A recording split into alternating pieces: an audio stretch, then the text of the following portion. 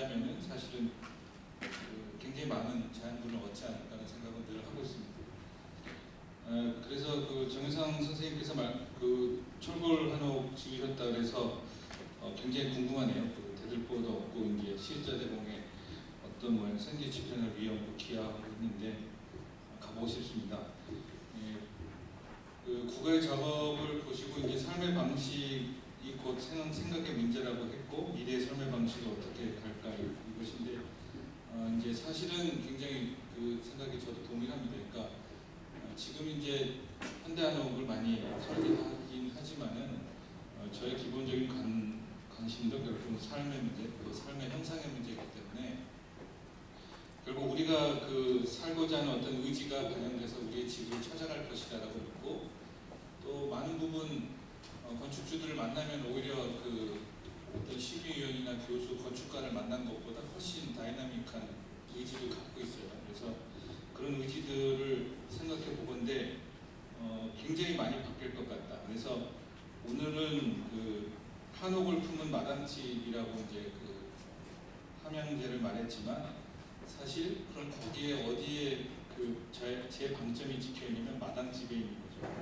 그러니까 결국 제가 느끼기에 아주 대다수는 아니어도 우리가 굉장히 다양한 마당집을 지을 것이다 라고 저는 믿습니다. 그래서 우리의 삶의 방식을 포용하면서 실내, 실외 구분이 없는 우리가 지금 쓰는 마당이라고 하는 마당을 잘 써나가는 그것이 철골이 됐든 목조가 됐든 우리의 좀 더 근원적인 주의식에 가까운 집들을 많이 지어갈 거고 아마도 정영상 선생님 댁도 그런 집이 하나가 아닐까 하는 기대를 하고 있습니다. 또 하나 이제 두 번째로 황준 소장님께서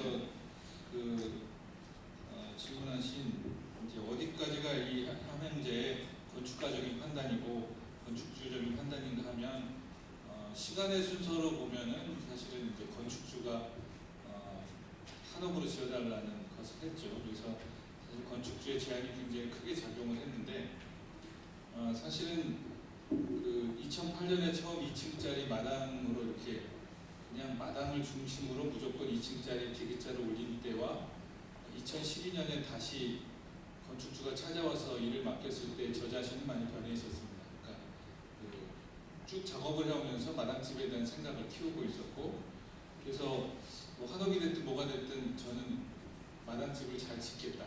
그러니까 결국은 한옥의 새로운 해석으로서의 현대적인 주택, 현대적인 해석이 들어간 이제 집을 짓고 싶었는데 막 하다가 보니까 이제 건축주가 사실은 거기서 이제 새로운 변형이 생긴 건데 세 칸을 한 서재로 지어달라 하는 거죠. 그래서 그럼 또 시켰는데 안 할 수는 없고 그래서 서재를 막 고민했는데 또 집의 사정상 이제 침실이 내려오게 돼요. 부부 침실이. 그래서 오히려 더 잘 됐다. 내가 보기에는 서재로 해가지고 굉장히 형식적인 한옥이 되기보다는 가족들이 머무는 공간으로서 침실과 가족실 그리고 욕실이 들어가는 것이 훨씬 더 삶의 내용을 풍부하게 할 거라는 생각이 들었고요. 사실 이제 황진 소장님께서 중간에 물론 그 말씀은 큰 틀에서는 맞는 것 같습니다. 그러니까 보급형의 어떤 작업과 건축가의 작품으로서의 작업은 아마 방향이 달라질 수 있다고 저도 생각은 하지만 최소한 저희 국가나 저의 작업에 있어서는 그것을 이으려는 시도를 끊임없이 지금 하고 있습니다. 그래서 어떻게 하면 그것들이 사람들의 삶의 보편적인 삶에 도움이 되는 집으로서 의미를 가질 수 있겠느냐를 계속 고민하고 있어서 중간에 말씀드렸던 마당의 레벨의 문제 또 처마 있잖아요. 처마가 이렇게 둘러져 있는 문제 이런 것들은 사실 저희가 오랫동안 고민해온 결과들입니다. 그래서 마당과 거실이 이렇게 1대1로 통한다든지 또 기단의 폭을 낮춰서 그 턱조차도 낮춰서 굉장히 더 쓰이게 한다든지 뭐 이런 것들은 기본적으로 굉장히 보편적인 언어로서 하기 위한 마당집을 발전시키기 위한 건축가로서의 제안이었다라고 말씀드리고 싶습니다. 그래서 건축주가 제안을 했지만 약간 저희가 가지고 있는 씨앗에 이렇게 싹을 틔워 주셔가지고 거기에 이제 한옥이 들어가게 돼서 건축가로서는 사실은 그냥 뭐랄까 마당집으로서 약간 좀 특이한 집이 될 걸 기대했는데 오히려 한옥이 들어가서 의외로 이것도 괜찮네라를 깨달은 작업이기도 했고, 그래서 한옥의 미래가 또 다르게 다시 조망이 됐기도 했던 그런 약간의 두 가지 의견의 산물이었다, 이렇게 말씀드리고 싶습니다. 네, 고맙습니다. 사실은 이강민 센터장님께서 그 얘기를 좀 해주셔야 되는 문제이긴 한데, 아까 황두진 대표께서 제기하셨던 문제는 좀 워낙에 다들 고민하셨을 문제고 지금도 고민하고 계시는 것 같은데, 우리 조정구 대표님께서 이제 실무를 계속 설계도 하시고 하시는 분이니까 이 부분에 대해서 고민을 하셨을 것 같아요. 그래서 이강민 박사님이 대답도 하시고 우리 양윤식 대표님도 대답을 하시겠지만, 아까 황두진 대표께서 제기하셨던 이 한옥이라는 거를 가지고 지금 계속 이렇게 실험을 하고 보급하려고 애를 쓰고 하는 일이 사실 이제 국토교통부도 이제 같은 고민을 하고 있겠지만, 이게 우리가 갖고 있는 거를 다른 나라에 자랑하기 위하려고 하는 일인지, 혹은 거꾸로 얘기하면 사실은 과거로 돌아가는 일일 수도 있는데, 이미 서양에서는 극복했던 많은 문제들, 아까 황진 대표께서 말씀하시기에 미국에서는 2x4 공법으로 이미 상당 부분 전통과 현대를 잇는 어떤 그런 것들이 좀 개발돼서 자체적으로 많이 주택이 정착돼 가고 있는데, 우리는 이제 다시 과거의 주택을 돌아보면서 지금도 여러 가지 유형의 집이 있지만 그 과거의 주택들을 좀 현대에 많이 재현해 보려고 하는 노력이, 이게 세계사적으로 어떤 의미가 있는지 하는 것도 사실 굉장히 중요한 지적 중에 하나라고 생각이 듭니다. 그래서 다른 분들도 거기에 대한 답을 해주시겠지만, 우리 조정구 소장님도 설계를 하시는 분이니까 그런 부분에 대한 고민도 하셨다면은 또 일본에서 공부하신 경험도 있고 하시니까, 아시아적으로 생각을 아시아에서도 한 건지, 아니면 정말로 그냥 세계사적으로 나는 이게 정말 꼭 이런 걸 해야 되는 중요한 일이다라고 하는 거창한 목표까지 갖고 계시는지도 잠깐 좀 듣고 싶습니다. 국가가 말씀이신가요? 아니면 우리가 이제 조정구 소장님이 어쨌든 한옥이라는 걸 가지고 계속 한국 건축계에서 이제 작품도 만들어내고 계시고 삶의 모습도 어쨌든 수용하려고 애를 쓰시고 계시니까, 본인이 하고 계시는 작업의 의미에서 본다면 세계사적인 가치를 어떻게 부여하실지에 대한 걸 간단하게 듣고 싶습니다. 대단히 세계사 좀 생각 안 해봤는데요. 요즘 홈페이지를 새로 오픈했어요. 그랬더니 놀랍게도 대부분 99%는 이제 한국이지만 독일, 어디 사우디 이런 데서 보시더라고요. 말레이시아, 하루하루 외국 나라들이 느는 걸 보면서 신기하다. 영어도 하나도 없는 사이트인데, 그러면서 이제 세계화의 영향도 많이 보고 있습니다. 근데 사실 저는 굉장히 중요하다고 생각하고, 이 지금 저희 삶의 주거를 저희 맞는 어떤 삶의 형상을 찾는 것이 굉장히 큰 과제라고 생각합니다. 그리고 국가도 그런 것에 좀 더 초점을 맞추었으면 좋겠다고 생각해요. 아니, 이걸 기술 개발이라든가 산업화에 초점을 맞출 게 아니라 우리의 삶이 행복한 것인가, 또 미래의 에너지도 부족하고 환경적으로도 열악해지는 상황 속에서 무엇을 할 것인가, 또 사실 제가 볼 때 한옥은 굉장히 재미없거든요. 그러니까 오히려 전통 한옥으로 갈수록 재밌고, 지금의 우리가 근현대기를 거치면서 지었던 한옥들은 상당히 재미가 없어요. 어떻게 하면 좀 더 현대건축을 포함해서 좀 더 사람들을 신나게 하는 건축을 지을 것인가를 좀 국가가 도와줬으면 좋겠다는 생각을 늘 합니다. 그러니까 좀 자꾸 이렇게 R&D만 하지 말고, 좀 이렇게 얘기하면 또 밖으로 넓힌다고 못 들을 것 같지만, 좀 좋은 건축가들이 있으면 좀 흥미있는 일들 좀 많이 시켜서 그거로 오히려 더 이런 것도 할 수 있어요, 이런 것도 할 수 있어요. 이건 한옥 아닌 것 같아 보이지만 한옥이고, 재생에너지와 결합된 한옥도 있을 수 있고, 그거는 이제 어떻게 설정하느냐에 따라 우리가 굉장히 많은 걸 할 수 있다고 생각해요. 아까 국립국악원을 봤지만 제가 이번에 가서 셰익스피어 극장을 봤거든요. 글로브 극장을 봤는데 죽이더라고요. 그러니까 옛날에 진 건데 이게 원형으로 해가지고, 원형 원형으로 해가지고 가운데 사각에 처마가 들어가는 굉장히 원형적이고도 그 사람들의 이 니드가 딱 공연장의 그 구조가 굉장히 잘 짜여진 것이었는데 우리도 마당놀이를 하잖아요. 그럼 우리도 마당놀이 극장 하나 정도는 그렇게 있어야 하는데 이렇게 꼭 신라화된 어떤 짜여진 시설 속에서 어떤 한옥적인 의장을 붙이는 거로 해결한다는 것이 굉장히 아쉽더라고요.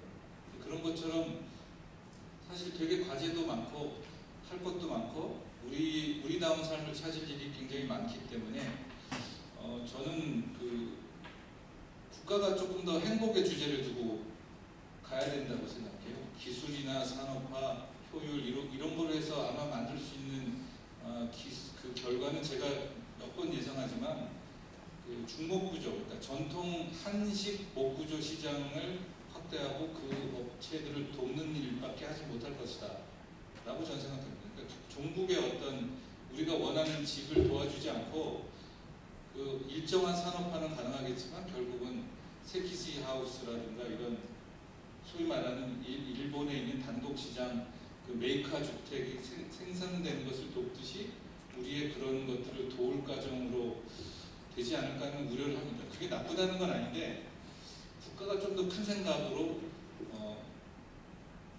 이런 좀 뜬금없지만 즐거움과 행복의 가치가 조금 더 머리 위에 있었으면 하는 생각을 늘 하고 있습니다.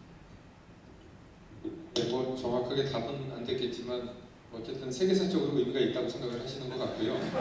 네, 뭐 외국 분들도 많이 사이트에 들어오신다고 그러니까 뭐 그거는 뭐 어쨌든 본인들이 하고 있는 작업이 새로운 것들을 실험을 하고 하는 거는 저는 분명히 그 세계적인 어떤 다양성 시장에는 충분히 저는 기여할 수 있다고 생각을 하고 있습니다. 다만 문제는 그게 정말 우리 한국의 현재 삶에 맞느냐의 문제는 이제 조금 더 별도로 얘기를 해야 될 것 같고요. 마침 다른 분한테 넘어가기 전에 국가 얘기를 하셨기 때문에 일단 국토교통부의 우리 사무관님께서 사실은 우리 조정호 소장님이 그냥 뜬금없이 국가가 좀 뭘 해줘야 된다라고 뭐 얘기하시긴 하는데 현재 어떻게 나름 지금 제가 지금 양력을 보기로는 우리 한옥포럼도 지금 국토교통부에서 많이 지원을 해주시는 것 같고 어떤 생각으로 국가에서는 이런 것들이 필요하다고 생각을 하고 계시고 또 어떻게 앞으로 우리 한옥이 발전되어 나갔으면 좋겠는지 거기다 플러스해서 지금 조정호 대표님이 얘기하신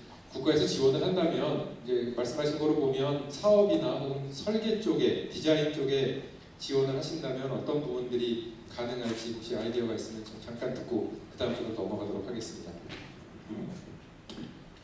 예, 국토교통부 김영삼 의원입니다. 제가 공무원 된 지 얼마 안 돼서 지금 무대 공포증 극복해 나가는 과정인데 지금 발표 순서가 뒤죽박죽해서 지금 긴장도가 아주 극대화되어 있습니다. 얼마 전에 꽤 됐죠. 공무원은 영혼이 없다는 말이 상당히 일부에 해제된 적이 있습니다. 사실 저도 한옥에 대해서는 영혼이 없습니다. 그게 책임을 회피하겠다는 말씀이 아니라 저희가 지금 한옥에 대해서는 보다 열린 자세로 한옥을 지금 바라보고 있다는 말씀을 좀 강조하고 싶습니다. 그런데 지금 간혹 정부가 이제 한옥 정책을 여러 가지 지금 활성화 정책을 펴고 있는데 지금 몇몇 분들이 특정 사업을 보고 저희 정부가 굉장히 편협한 시각으로 한옥을 바라보고 있다 이렇게 좀 오해를 하시는 경우가 많습니다. 아까 이광민 센터장님께서 소개해 주신 R&D 같이 저희가 그야말로 실험 한옥을 실험적 한옥을 위해서 기술 개발을 하는 사업이 있는 반면에 전통 한옥을 전통 방식으로 접목이 가능하도록 각종 건축 규제를 완화하려고 노력 중에 있습니다. 그런데 그럼에도 불구하고 참으로 어려운 게 한옥의 정의입니다.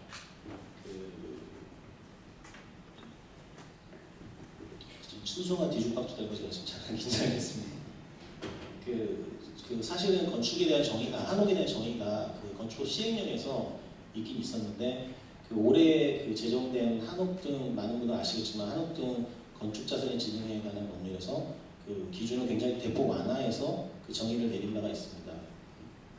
근데 오늘 와서 보니까 반은 한옥이고 반은 그 양옥일 경우에 이것을 한옥으로 볼 것인가, 그리고 또 철골로 지었을 때 철골로 지은 한옥을 이걸 한옥으로 볼 것인가, 이런 것에 대한 고민이 계속 또 생기게 됐습니다. 내년에 한옥 지금 한옥 방금 소개드린 한옥 지능법이 본격적으로 시행되게 되면은 저희가 한옥 재료나 기준 같은 것들을 고시하게 돼 있습니다. 그래서 앞으로도 여러분들 이런 자리에서 여러분들 말씀 많이 듣고 반영을 해 나가도록 노력하겠습니다. 저도 질문 좀 하나 좀 드리고 싶은데요. 조정구 선생님이랑 양 소장님께 공통되는 질문인데, 소장님들이 생각하시는 한옥에 대한 정의 좀 어려우시겠지만 평소에 생각하시는 정의를 좀 말씀해 주시면 많은 참고가 될 것 같고, 한옥에 대해서 일선에서 일을 하시면서 현장에서 지자체라든지 지자체 공무원분들이라든지 해서 좁은 해석으로 인해서 좀 어려움을 겪으신 사례가 있으시면 좀 소개해 주시면 많은 도움이 될 것 같습니다. 감사합니다. 순서가 자꾸 뒤죽박죽 돼서 죄송합니다. 정상적으로 양윤식 대표님 잠깐 말씀 듣고 그리고 넘어가도록 하겠습니다. 양 대표님한테만 질문한 거 말고도 혹시 사실은 같이 건축에 대해서 고민하는 문제이기 때문에 다른 부분도 좀 언급해 주실 수 있으면 같이 언급해 주셔도 괜찮을 것 같습니다. 예, 제가 좋아하는 게 난상 토론입니다. 지금 슬슬 난상 토론으로 가는 것 같아서 아주 좋습니다. 봉황을 그리라고 하면 작가들이 다 자기류의 봉황을 아주 잘 그린답니다.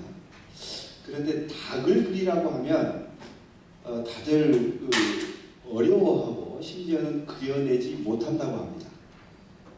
봉황은 상상이 있기 때문에 자기 나름의 그림으로 가면 됩니다. 근데 닭은 눈앞에 있는 것이고 누구나 다 아는 것이잖아요. 그러니까 닭을 그려놓으면 내가 본 닭은 이게 아닌데 이렇게 된다는 거죠. 지금 우리가 한옥이라고 얘기를 하는데 또 이제 덧붙여가지고 신한옥 이렇게 얘기하죠. 100년 전에 한옥이라는 말을 시작을 했고 이제 또 그 100년 후에 지금 신한옥이란 말을 쓰기 시작을 했어요. 그러면 우리는 지금 한옥이라는 단어보다는 집이라고 하는 단어가 훨씬 더 우리한테 바닥에 깔려 있는 거죠. 그래서 이게 자꾸 봉황을 그리는 쪽으로 가서는 안 되겠다. 그러니까 현실에서 있는 그냥 또 우리가 생각하고 있는 집 앞에 다른 분들도 말씀 많이 해주시고 그랬는데, 그러면 이제 먼저 이제 김사부관께서 질문하신 한옥의 정의, 다양하게 지금 정의를 하고 특히 이제 법적 수준으로 가면 굉장히 보수적으로 정의를 해요. 대표적인 것이 이 재료로서 하나가 배리어가 하나가 있고 또 하나가 이제 구조 방식으로서 됩니다. 근데 거기에 이제 목구조 방식이 근데 이런 정도로 돼 있어요. 그냥 목구조 이렇게 돼 있으면 더 답답할 노릇인데 한 10년 애쓴 결과 목구조 방식 정도까지 지금 와 있는 것 같고요. 또 서울시에서 가장 최근에 발표한 것이 한옥 대수선 지침을 했죠. 그거는 모든 예산 사업이라고 하는 것이 지침에 의해서 나중에 감사까지 해서 적정하게 선정되고 집행되었는지를 따지는 것이기 때문에 가장 엄격하고 보수적으로 적용을 하죠. 거기에서 보면 오히려 더 이제 보수적으로 회귀한 듯한 느낌을 줍니다. 그런 사례로서 이제 한옥과 신한옥을 포함해서 하여간 집이라고 하는 큰 틀에서 가장 현실적으로 적용했던 사례는 변화가 이루어졌던 사례는 은평 한옥마을의 경우일 겁니다. 앞에 발표에서도 제가 아버지를 아버지라 부르지 못하는 여기에 바로 이제 대입을 한다면 법 내에 한옥이 있고 법 외에 한옥이 있습니다. 저는 적어도 그 경계에 서 있다라고 생각을 합니다. 그래야 제가 하는 일이 현실적으로 좀 나을 테니까 경계에 서 있다라고는 보는데 그 안으로 들어와야 될 것이다. 그러려면 가장 급하고 또 가장 요긴한 것은 법적 정의입니다. 지금 한옥은 일반 시장적 단계가 아니고 사실은 그 정책적 단계죠. 진흥의 단계죠. 그래서 진흥 단계에서 이 뭡니까? 공급 호수를 띄워버리면 바로 죽잖아요. 그러니까 지금 인큐베이팅 단계인데 그것이 앞에 말씀드린 대로 이 법적 정의에 의해서 모든 것이 이루어지기 때문에 이 법적 정의를 좀 바꿀 필요가 있다. 그렇게 한다면 그러면 아무거나 해놨다가 나중에 정부 감사해서 고생을 하실 테니까 우리 전통 주택이 갖고 있었던 것은 더 넓습니다. 예컨대 담식 주택도 있어요. 담식으로 지금 우리가 하는 거 골가구조를 위주로 다들 얘기를 하시는데 그 지금 우세적인 건 분명합니다만 우리 역사를 조금만 더 거슬러 올라가도 적어도 100년 전만 우리가 한옥이라는 단어를 쓰기 시작하던 100년 전만 거슬러 올라가더라도 담식 집 건축이 굉장히 많습니다. 근데 지금은 굉장히 이게 현대화돼가지고 한옥 그러면 이 자연 재료로 활용한 목구조 방식 정도까지로 되어 있어서 이거는 우리 스스로 우리 역사적 그 자원 자산 이거를 협의화시키는 것이다. 이 얘기는 바꿔 얘기하면 현실에서 우리가 가지고 있는 조건을 무시하고 있는 것이다라는 얘기하고 똑같은 겁니다. 이 땅에서 나는 이 건축적 재료 또 그 재료들을 활용해왔던 역사적 지혜, 지식, 경험 이런 것들을 자꾸 이렇게 좁게 몰아가는 것이니까 그래서 한옥의 정의를 제가 지금 말씀드리기는 저도 당황스럽습니다만 적어도 한옥의 정의를 우리가 생각할 때 너무 좁게 보수적으로 가는 것은 좋지 않다. 이거는 전혀 건축적이지 않은 사고방식입니다. 앞에 황태진 소장께서 철과 돌의 그 관계를 말씀을 하셨는데 사실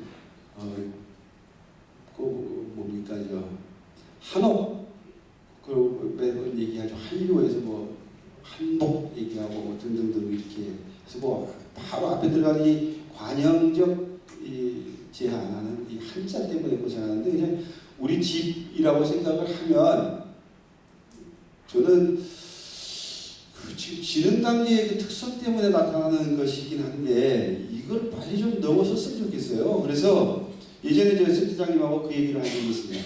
이것이 한옥이다 아니다라고 얘기해서는 넘어가기가 어려워요. 이것은 예컨대 100% 한옥이다. 이거는 50% 한옥이다. 라고 하는 정도의 접근은 가능할 것이다. 너무 이렇게 OX로 가는 법적 정의는 어렵지 않겠느냐. 이미 현실적 양상 자체가 그런 것들을 가지고 있다. 이렇게 보고요. 그 다음에 이제 황 소장님 말씀하셨던 그것이 역사적 변화에서의 의미를 말씀을 해주셨어요. 서양의 건축도 좀 예를 들어서 말씀하셨고 저는 크게 세 가지 정도로 봅니다. 하나가 우리가 갖고 있는 조건의 변화, 지금 가장 대표적으로 좀 나타나는 것이 전체적인 상황에서 말씀드린 겁니다. 기후 변화에 대한 현실적이고 미래적인 상황이 가장 큰 문제입니다. 우리 집이라고 하는 것은 이 기후의 문제에서 가장 직접적으로 관련이 됩니다. 앞에도 제가 이 쾌적성, 춥다 덥다 말씀을 드렸는데 이 기후 변화라고 하는 것은 실제 우리가 활용할 수 있는 1차적인 재료 또 2차 생산된 재료 부분에서 근본적인 변화를 일으킬 수 있다라고 생각을 하고요. 이것이 내가 선택할 수 있다가 아니라 이미 강요되는 어찌 보면 강요되는 단계로 넘어가 버리고 말았죠. 이후에 그러면 그렇게 봤을 때 혹은 뭐 재생 가능한 등등 여러 단어를 씁니다만 이미 그 자연 자원에서 바로 순환될 수 있는 예컨대 목조주택 같은 것이 가장 대표적인 예일 것이고, 이 목조주택이라고 하는 것은 전통적 기술이 계속 현재화된 모습으로 가는 것일 텐데, 저는 지금 우리가 하고 있는 이 여러 가지 시도들은 특히 집어서 얘기한다면 이 한옥지능이라고 하는 것, 중국에서의 혹은 일본에서의 이런 양상들은 바로 주택에서 이 목조주택 범주에서 생각해 볼 수 있을 것이다. 그렇게 되면 이건 결코 마이너가 아니고 실험적인 상태가 아닙니다. 이미 40% 이상을 짓고 있는, 그러면 대단한 비중을 차지하고 있는 것이죠. 물론 도시의 고층 빌딩을 얘기하는 것은 아닙니다. 우리가 집이라고 얘기했을 때 폭넓게 포괄되는 범위에서 드리는 것이죠. 우리는 0.0으로 내려가야 겨우 퍼센트가, 사실 그것은 대부분 자료에는 0이라고 나옵니다. 왜냐하면 소수점 세 자리까지는 자료를 쓰기가 어려우니까 그렇죠. 그래서 지금 우리가 하고 있는 일의 역사적 의미라고 하면 저는 그 정도로 생각을 해봅니다.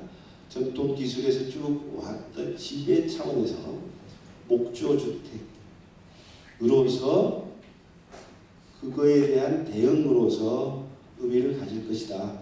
결국은 세계사적인 혹은 뭐 역사적 트렌드에서 괴를 같이 하고 있다라고 저는 생각을 하고요. 또 하나의 그 차원이 우리가 살고 있는 이 땅입니다. 대변에서 도시와 농촌인데, 우리가 농촌에서의 문제 혹은 농촌에서 생각되는 여러 가지 범주들과 도시에서 생각되는 건 완전히 달라지는 거죠. 저는 지금 우리가 한옥을 얘기할 때, 우리 집을 얘기할 때, 또 전통적 기술을 얘기할 때 이것이 도시적 맥락에서 어떻게 적용될 수 있는 가능성이 있는지, 또 실질적인 대안을 제시할 수 있는지, 이것이 굉장히 중요한 문제라고 생각을 합니다. 한옥으로 근린생활시설을, 한옥으로 다세대주택을, 한옥으로 공공시설을, 학교를, 아파트를, 사실 한옥이 아니어도 상관없죠. 우리 전통적 맥락에서 쭉 가져왔던 것들이 어떻게 할 것인가. 그래서 한옥 상가, 근래 이제 교외에서는 제법 시도가 됩니다. 롯데 리조트 같은 경우도 이렇게 하고, 아까 보여주신 북한의 사례들도 있고 이런 것들이 있는데, 이 도시적 맥락이 굉장히 중요한 것이다. 또 하나가 우리 양 박사님 할 얘기가 너무 많으시네요. 네. 간단하게 조금 더 알겠습니다. 짧게. 예. 하나의 지금 이 산업적 측면이라고 생각을 합니다. 지금 지능이라고 하는 것이 담길 수 있으려면 일정한 그 궤도에 올라가야 되겠죠. 궤도에 올라가는 가장 쉬운 사회적 방법은 산업적 방법이기 때문에 디자인 기술까지 포함해서 그쪽의 흐름이 잡혀야 된다 생각을 합니다. 이제 이렇게 했을 때 우리가 지금 앞에 정현상 교수님 말씀하신 이 기술 개발이 필요한 분야의 일차적 대상은 산업화의 방향을 제한할 수 있는 것이라고 생각을 해요. 결국은 요소 기술과 구조 기술이 먼저 기술 개발되어야 될 부분이다. 그것은 형태 문제 혹은 기단이라거나 벽체라거나 지붕이라거나 어떤 부분의 문제가 아닙니다. 요구되는 사회적 요구되는 그 기술적 수준 내용에 맞추는 것인데, 단열만 해도 다양한 무슨 왕결을 쓴다든지 뭐 굉장히 다양한 제안들이 아까 소개되지 않았습니까? 저는 이것을 형태로 보기 시작하는 순간, 어떤 부분으로 보기 시작하는 순간 바로 한계에 봉착한다고 봅니다. 그래서 기술 개발의 그 분야는 그런 것이 아니고 실제로